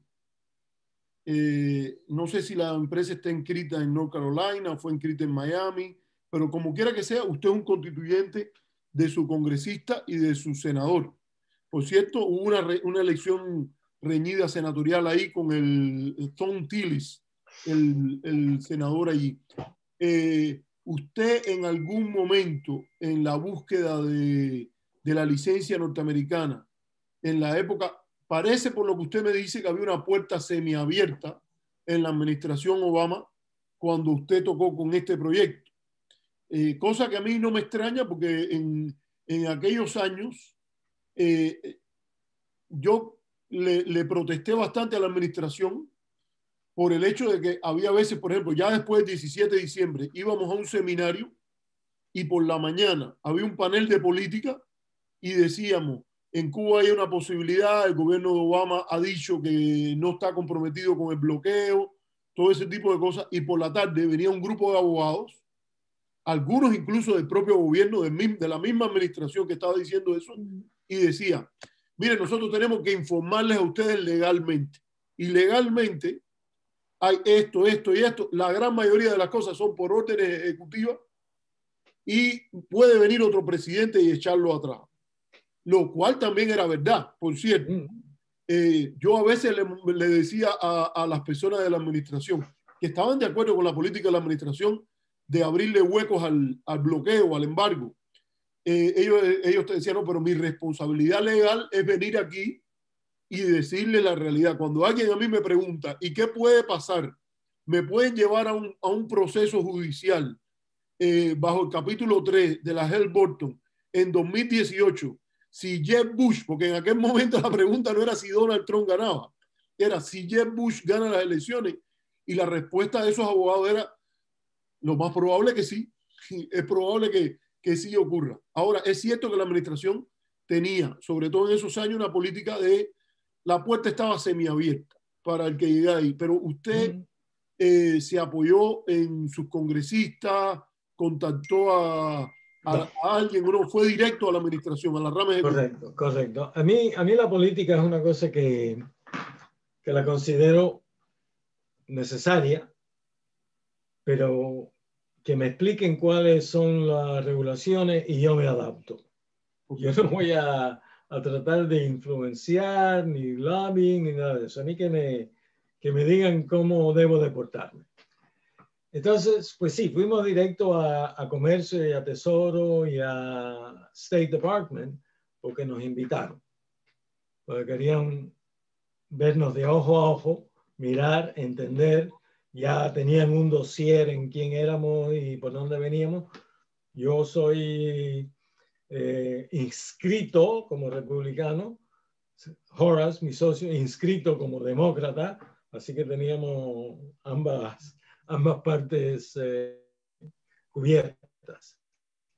Pero era una ilusión de que el gobierno americano, como hizo con Marriott y el hotel que llevaba Marriott, a abrir una puerta y establecer algo que después de ponerse en marcha sería más difícil echarlo para atrás, aunque se echaron para atrás con Marriott recientemente.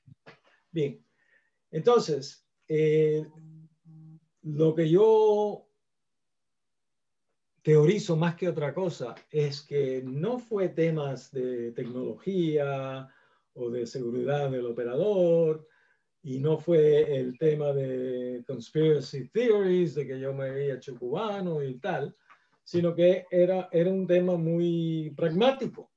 ¿Para qué vamos a hacer tractores en Cuba si no queremos aumentar la producción?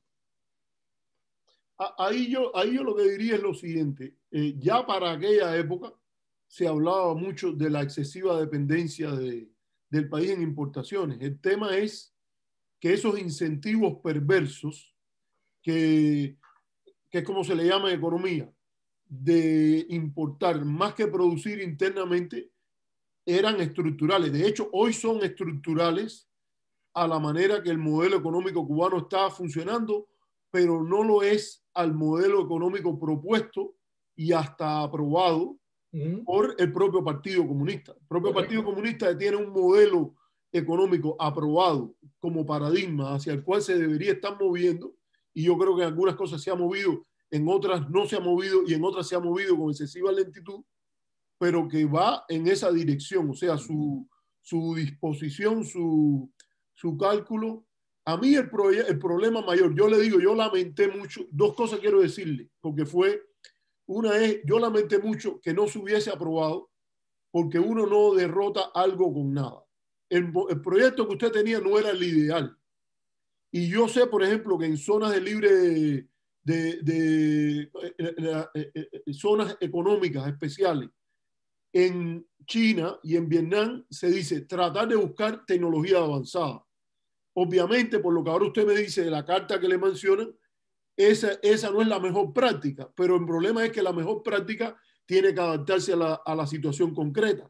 Y en la situación concreta del bloqueo, era una cosa extraordinaria que sentara el precedente de que una operación como la que usted proponía se realizara. Precisamente por eso lo lamenté y lo sigo lamentando incluso ahora después que sé las razones que usted me dice.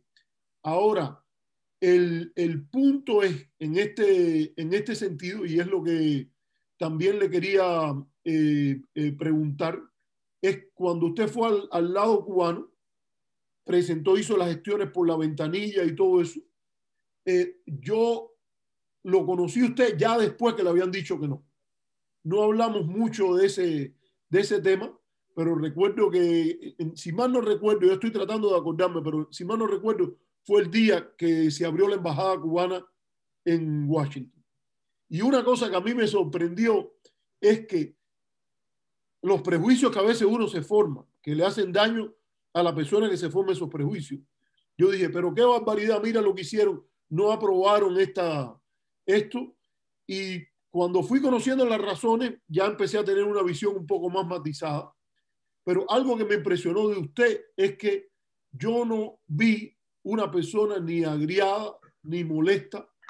Las personas que me hablaban, mira lo que le hicieron a Saúl, porque tenemos gente que conocemos que son judíos de un lado, que son de mayor edad, hijos de judíos, que lo conocen usted, de judíos cubanos y todo. Y la percepción que yo primero yo decía, caramba, ese hombre hizo todo el esfuerzo y le cerraron la puerta en la cara.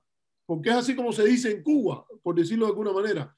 Sin embargo, cuando yo y usted empezamos a conversar sobre ese tema, la actitud que usted me dijo, yo dije, aquí hay otras cosas que son parte de la historia, que incluso no estando de acuerdo con la decisión que tomó el gobierno cubano, hay matices que son importantes a ver.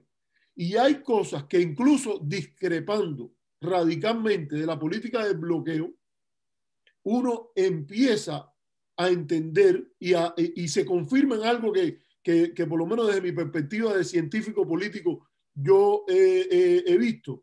Y es, primero, por lo que usted decía, las organizaciones no son monolíticas. Y segundo, siempre hay que pensar creativo para buscar maneras de resolver los problemas cuando están. Y eso, en gran medida, siempre me creó, después de esa pequeña conversación, quedó una simpatía por usted que se ha mantenido, porque yo creo que eso es hablar de reconciliación, hablar de hacer negocios, hablar de todo eso, es un hobby de muchas personas, pero practicarla requiere esa actitud, esa conducta, que yo no quiero decir que es la única manera de hacerlo. Yo digo, si vamos a hablar, nosotros los judíos tenemos toda la historia de haber rebasado atropellos de la peor clase. A mí me parece cuando Ninoja Pérez Castellón ha dicho que Hitler era un niño de teta al lado de Fidel Castro, eso es un insulto a la historia, por decirlo de alguna manera. Cuando Mario ha dicho, comparó a las personas que querían invertir en Cuba, en una estación en Naples, con gente que iba a querer hacer negocios con judíos que fueran a hacer negocios con los que tenían los campos de exterminio, a mí me pareció otra analogía sin análisis. Hitler es una analogía que debe ser usada solo para Hitler, es mi opinión. Vaya, no solo con el tema de las personas que defienden el embargo o del gobierno cubano cuando usa símiles de Hitler para referirse a otros líderes. Eso para mí. Hitler, en principio, en política, yo se lo digo por lo menos como el judío que soy, es una analogía que la usen solo para Hitler. No la use para más nada. Así de simple. Ahora, en la propia historia de Cuba tenemos los afroamericanos, los afrocubanos. ¿Quién vivió en la historia de Cuba los atropellos del tipo de lo que fue la esclavitud? Y muchos de ellos yo diría la gran mayoría, dijeron cuando se creó el país a movernos hacia adelante. Hubo la guerra del 12, donde hubo otros atropellos mayores, y siempre han tenido nosotros, el resto de los cubanos, tendríamos que aprender más de esos ejemplos. Y en cierta forma, no es la idea de poner la otra mejilla ni nada de eso, sino es la idea de pensar, comprender, entender y tratar de movernos hacia adelante. O sea, he hecho esta larga conversación con usted en la idea de decirle sinceramente la admiración que siento por esa actitud de un hombre de negocio con ideas que por promover ese negocio también en cierta medida está promoviendo una actitud a emular. Entonces, no sé si quieres decir algo de esto, porque quería ya pasar a lo de la donación. Una cosa más, que es otra de las cosas que he aprendido en este país. Y la mejor manera de decirlo es en inglés. Timing is everything. Y este es un proyecto que, en mi opinión, tiene ahora la oportunidad de que el timing es el correcto. Ahora se necesita producir en Cuba. Y es un concepto muy americano, digamos, porque la frase es norteamericana, pero que tiene aplicabilidad a todas las demás cosas que hemos dicho sobre cómo yo me tomo y sobrevivo y continúo y espero en el momento adecuado para presentar o representar la idea. No es la primera vez que lo hago, porque ya he tenido muchos clientes que después de haberme dicho que no, llegó el momento en que las circunstancias cambiaron y dijeron, ahora sí que me hace falta que estás hablando. Pero bueno, eso es cuestión de... No, y que además es muy normal. Una frase que a mí me gusta mucho aquí es don't give up. Don't give up. Si a la primera vez no te sale, ponte a pensar que a lo mejor te sale a la segunda o a la tercera.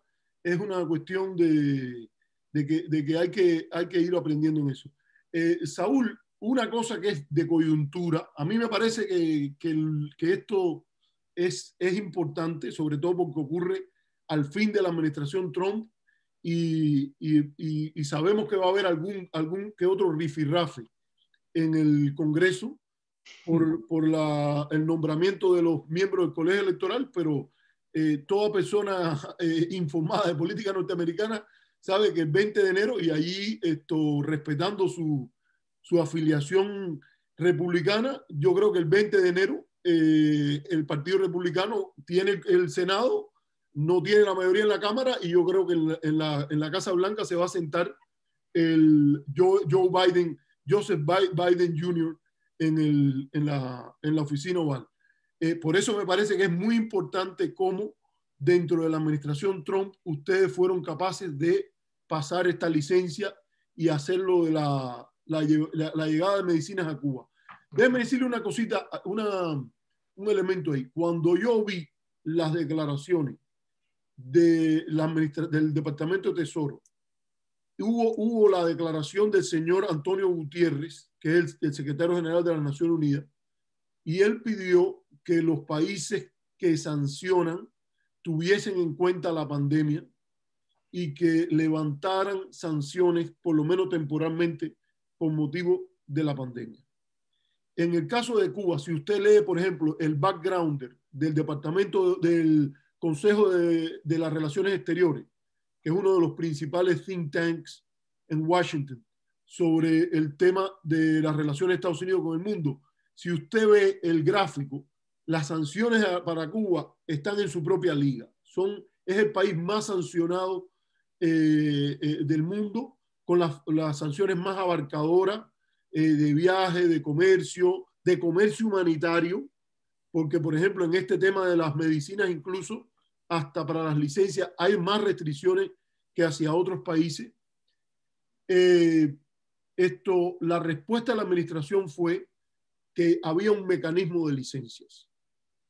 yo los comentarios que escuché de alguna gente que dice, imagínate tú, están aplicando el capítulo 3 de la Helms-Burton, están aplicando, y le estoy diciendo cosas que parten de evidencias. Yo, en general, no quiero actuar aquí de tipo partidista. A mí me gustó, yo voté por Biden, por decirlo con claridad, pero no tengo, por decirlo de alguna manera, por ejemplo, yo tenía un gran respeto por el senador John McCain y por otros republicanos donde he visto grandes simpatías. Por ejemplo, el senador Flake, por ejemplo, de Arizona, también me conté entre las personas que iba a visitar su oficina con bastante asiduidad cuando los años de la administración Obama, etc. Entonces, yo tenía la idea, yo decía, esto está muy difícil, esto es un acto hipócrita, me parecía, por parte de la administración Trump, y sobre todo porque llevar una cosa así requeriría todas otras cosas que más bien era como decir, hay una puerta ahí de cierre automático. Usted va a tratar de empujarla, pero se le va a cerrar en la cara a las personas incluso que me dijeron, mira, ellos dicen de que se puede hacer porque hay un mecanismo de licencia.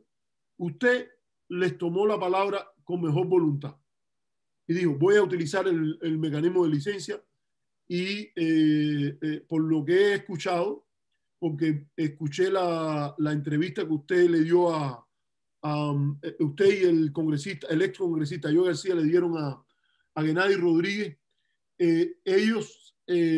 Ustedes mencionaron ambos que hubo una gestión con la administración Trump y eventualmente esto se aprobó. ¿Dónde está where is the sauce? ¿Cuál fue el mollo que ustedes usaron para que esto saliera así? En mi opinión, te voy a decir mi opinión, no necesariamente lo que es, porque uno nunca sabe el efecto que tienen las gestiones que uno hace. Pero antes de empezar con este asunto, aclarar. Yo dije que era republicano porque estoy inscrito en el Partido Republicano, pero yo soy free market y no necesariamente el tipo de republicano que tuvimos aquí en los últimos 4 años. Lo digo porque yo no voté a favor de Biden, yo voté en contra de Trump. Claro, yo me considero persona del sector libre, no necesariamente de un partido o del otro. Bien, ahora, ¿qué pasó con lo que hicimos con la donación? Nos cansamos, un grupo, nosotros de cubanos que comentamos, hacemos cosas, tenemos negocios, etc.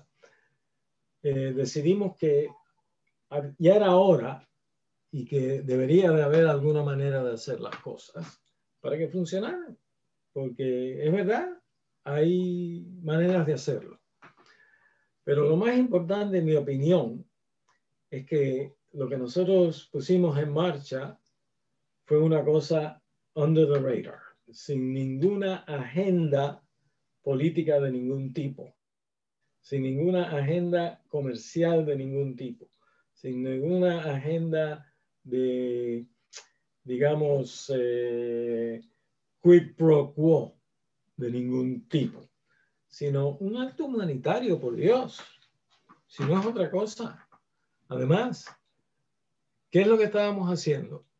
¿Quitándole tax money al gobierno para mandar a Cuba? No. ¿Mandándole dinero a los militares en Cuba? No. Estábamos ayudando o pretendemos seguir ayudando a gente que necesita ayuda. A gente que, si no fuese por las cosas que nosotros hemos podido mandar, a lo mejor estuviesen peor de lo que están ahora. Entonces, lo hicimos de acuerdo con las normas, de acuerdo con las regulaciones, pero más que nada, lo que ya dije anteriormente, que las burocracias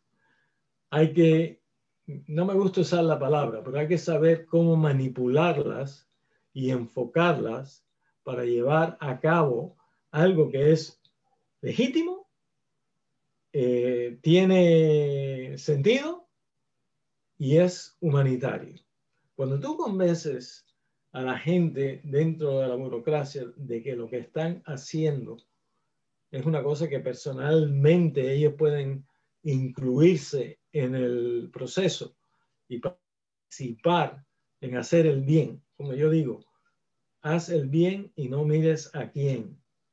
Eso fue lo que hicimos. Si no hicimos otra cosa, dejar de hacer las cosas en los dos bandos como deben de hacerse y estimular y hacerle conocer a la gente que lo que estamos llevando a cabo en cada una de todas las burocracias es una cosa buena, una cosa noble, una cosa necesaria, una cosa humanitaria. Y nada más.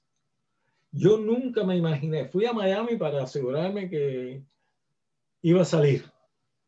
No quería que quedara en el aire. Y ni sabía que lo habían organizado en Cuba la recepción con bombos y platillos, como dicen. A mí, yo me enteré que estaban haciendo la recepción esa en Cuba cuando me llamaron de AP para hacerme una entrevista, yéndome yo al aeropuerto para irme para La Habana. ¿Y para qué iba para La Habana? No para verificar nada. Yo me iba para La Habana para ver cómo continuamos haciendo lo que ya habíamos podido llevar a cabo, porque si se puede hacer una vez, se pueden hacer varias veces. Y la necesidad es no hacerlo una vez, sino hacerla varias veces. Y estamos en conversaciones para ver cómo podemos continuar, darle continuación a este asunto, porque es muy importante. Mira lo que está pasando en este país, mira lo que está pasando hoy en día con el resurgimiento. Esto es una cosa seria, esto es una cosa que necesita este tipo de ayuda. Y para eso estamos, no es para otra cosa. Ahora, otro tema que yo quiero tocar, porque se ha hablado mucho, no solamente en nuestra conversación, sino en muchas otras conversaciones. El tema del bloqueo, el embargo, el tema de las decisiones del gobierno americano, las decisiones del gobierno cubano, las decisiones. En mi opinión, el futuro de Cuba, más que nada económicamente al principio, está en manos de los cubanos. No está en manos de los Estados Unidos, no está en manos del bloqueo, no está en manos de Biden, no está en manos de Trump. Está en manos de la reconciliación entre cubanos. Hasta que nosotros no nos demos cuenta que el no reconciliarnos es lo que provoca toda esta política, lo que provoca toda esta manipulación en Miami, en Cuba, en todos los lugares donde hay cubanos. Es nuestro destino. Está en nuestras manos reconciliarnos. Porque un pueblo reconciliado en las dos orillas, ¿quién en Washington va a venir a decir que estamos en contra de Cuba? No, son mis hermanos que están del otro lado del mar. Es más, dejar a los cubanos americanos invertir en Cuba, porque ahora cuando inviertan en Cuba tendrán algo que perder si el gobierno americano se entromete. You have something to lose. Darle incentivo a la gente a que quiera que aquello funcione. Y eso solamente se puede llevar a cabo entre cubanos mismos, no entre Washington, no entre La Habana, es no entre los gobiernos de Washington y La Habana, es entre los cubanos de Miami y La Habana, que son los que tenemos que reconocer. Ya había hablado contigo sobre el tema. Si nosotros los judíos nos pudimos reconciliar con los alemanes, los cubanos de aquí y los cubanos de allá nos podemos reconciliar. Primero le quiero agradecer la idea esa de darle una continuidad, porque las cosas que salen bien una vez, obviamente hay diferentes dinámicas cuando usted hace las cosas una vez a cuando las va a hacer con regularidad. Eso obviamente requiere otra dinámica, pero es un buen ejemplo. Las cosas cuando se hacen es una buena manera de demostrar que se pueden seguir haciendo. Primero agradecerle ese interés tanto a usted. Usted dice que hay varias personas que no quisieron, que lo quisieron hacer debajo del radar. Eso en el judaísmo también tiene una gran tradición, el mayor grado de sedaká, que se traduce a veces como beneficencia, pero es más de beneficencia, es como justicia. Es cuando usted entrega algo y no sabe ni a quién va. Y segundo, cuando la persona que lo recibe ni siquiera sabe que usted fue el que se lo dio. Así que usted es un mensch, en ese sentido, un judío justo cuando participa en una cosa así, y así se lo quiero reconocer. Es una inspiración por eso. ¿Hay alguna noticia sobre eso? ¿Hay chance de que se pueda dar mayor continuidad? ¿El grupo que está en esto quiere hacerlo de una manera más formal, más abierta? ¿Hay alguna manera que otras personas que quieran formar parte de la iniciativa puedan ser parte? A lo mejor estamos en un estado muy temprano y usted no puede decirlo ahora, pero puede decir un poco cuál es ese proyecto de continuidad. Es una cosa interesante para el resto de las personas que nos ven y escuchan. Sí, ya ha presentado la idea. Es decir, la gente en Washington está consciente de que queremos hacerlo más veces. Las burocracias, el MinSex, el MinRex, el MinSAP, el Medicuba, todos ellos están conscientes de que queremos hacerlo. Todos ellos están conscientes que lo pudimos hacer.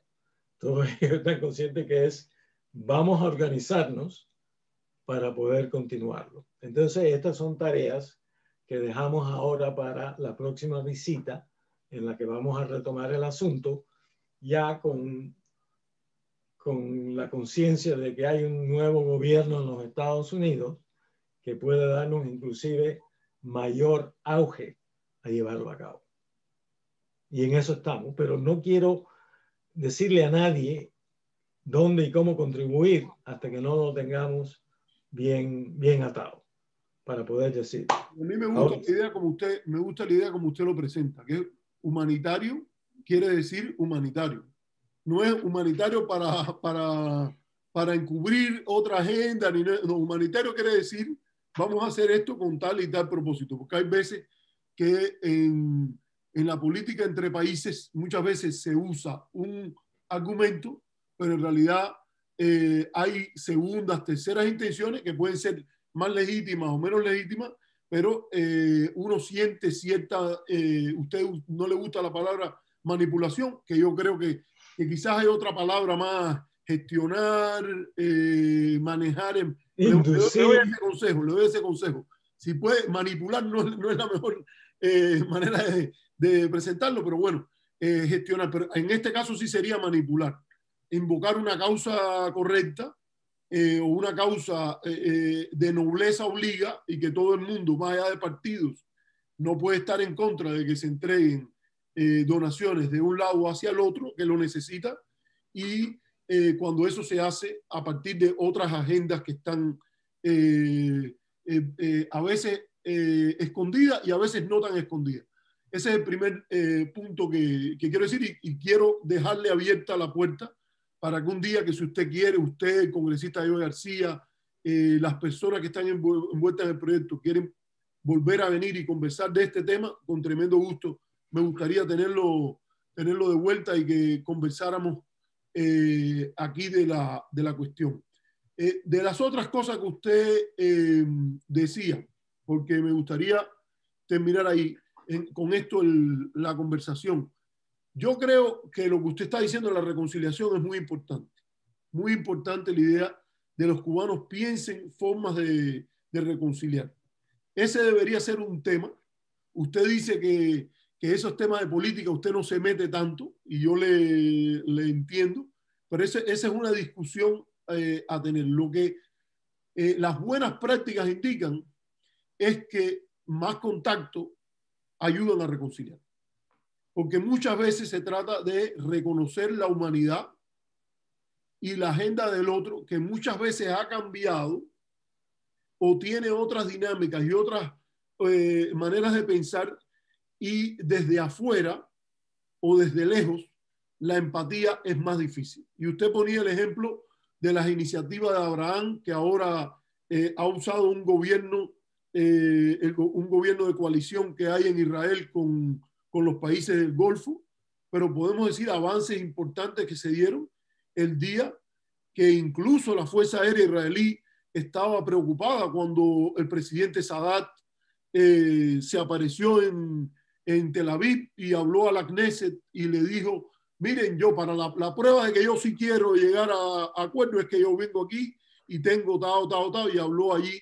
El contacto es algo que históricamente ha ayudado a la reconciliación. Hay diferentes sueños de reconciliación, para decirle con claridad. Mucha gente, cuando usted le dice, vamos a descomponer qué es lo que tú entiendes por reconciliación, ya ahí estamos durmiendo en la misma cama, pero con diferentes sueños. Pero es interesante que hay muchas cosas en las cuales se puede caminar y avanzar en esos sueños que son comunes, y una de las ideas es la idea del contacto. A mí me parece que es muy difícil estar a favor de la reconciliación y estar a favor de la prohibición de viajar. No sé, esas dos cosas, a nivel de evidencia, de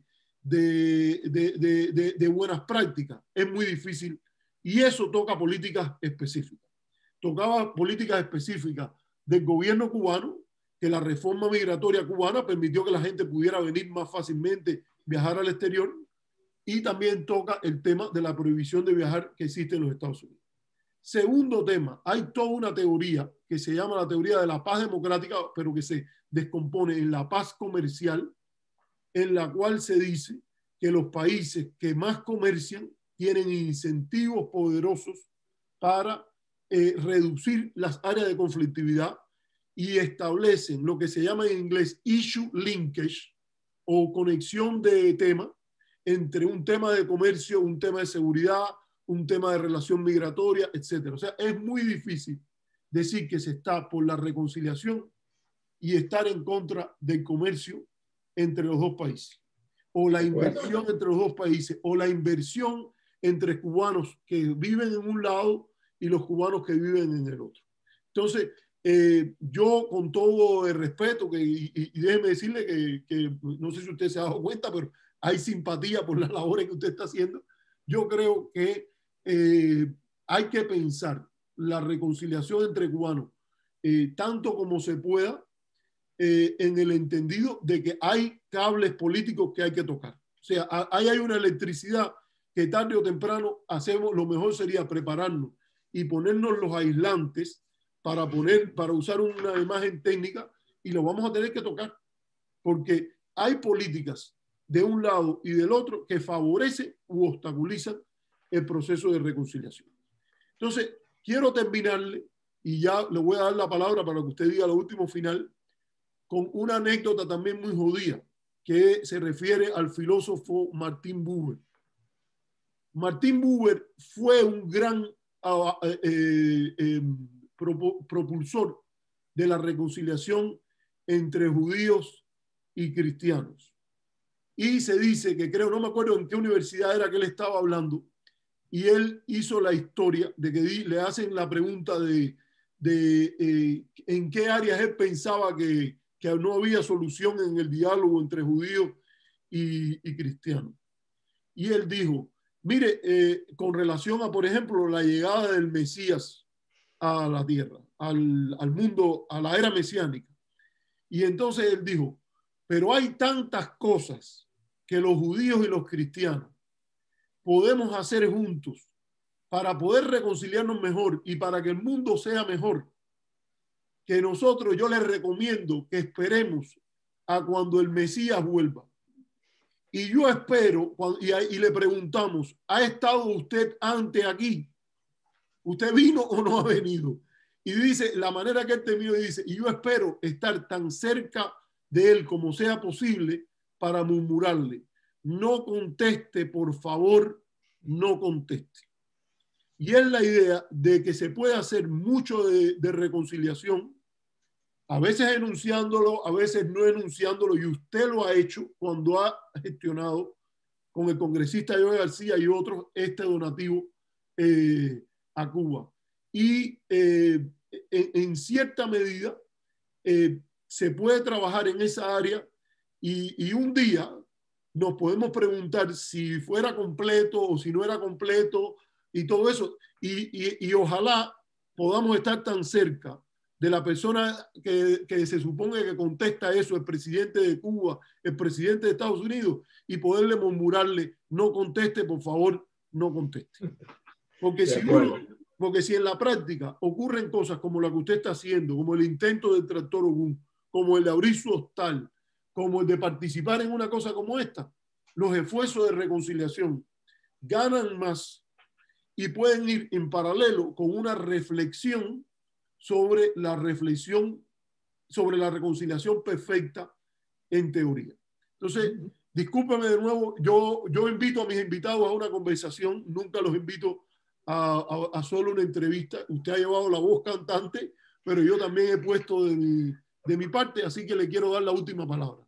Esto es parte de reconciliarse, hablar, expresarse, oír. Yo siempre he dicho que el humano tiene 2 orejas y una boca y que lo use en esa proporción, porque oyendo al otro participante se aprende mucho de cómo piensa y ese aprende para poder convencerlo de cómo reconciliarnos. Eso es lo que tenemos que hacer. Los cubanos de allá tenemos que oír a los cubanos de aquí, los cubanos de aquí oír a los cubanos de allá y darnos cuenta que todos queremos lo mismo. Todos queremos lo mismo. Una Cuba que empezando por el 2021 tenga las facilidades de poder superarse, tenga las facilidades de encontrarse con el resto del mundo, llevarse con todos los países del mundo y tener a lo que todos aspiramos, una mejor vida, una mejor calidad de vida. Eso es todo. Bueno, es una buena manera de terminar. Gracias, Saúl. Ha sido un placer tenerte. La puerta está abierta para cuando querramos volver a tener esta conversación. Y un gusto, que tengas un buen año 2021 y te deseo lo mejor. Muchas gracias